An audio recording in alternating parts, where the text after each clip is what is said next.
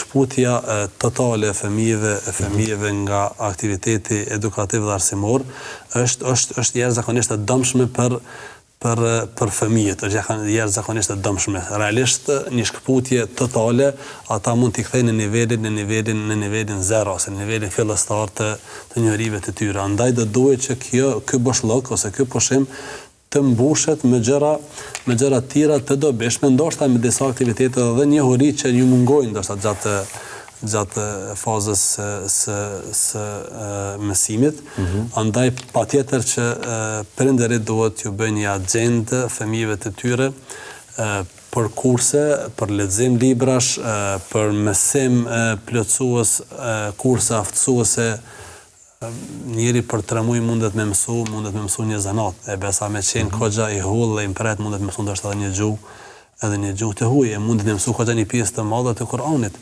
Ka hafëzllar të cilët dalin, ndoshta janë këto pak raste më ekstreme ose më të rralla, mirë, po ka që me një angazhim të madh për 3 muaj ditë mëson jashtëzakonisht shumë prej Kuranit, për shembull, ose mëson një pjesë të madhe të haditheve, ose mëson një pjesë të madhe të njohurive fetare.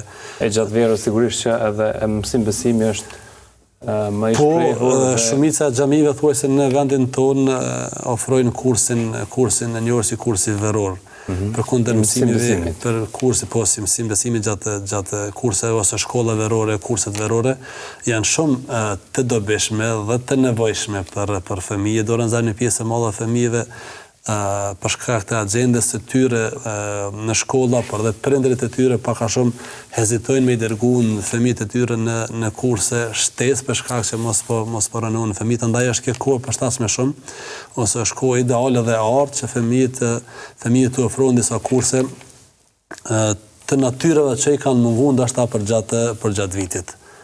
Qoftë në aspektin fetar, edukativ, sportiv, sport, not, ushtrimet ndryshme, karate, kështu me radhë. Me rëndësi është fëmijët nuk duhet t'i lihet agjenda. Pushimi të fëmijët mos jetë pasivitet. Jo, sepse kjo dëmton ato.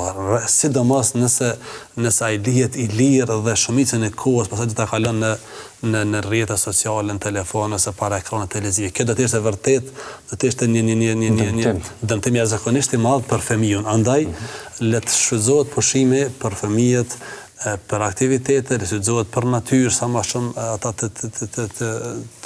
të kanë qasje në ambientet e hapura në natyrë, lëvizje, aktivitete sportive në veçanti, por edhe aktivitete edukative edhe të trajnimeve të ndryshme.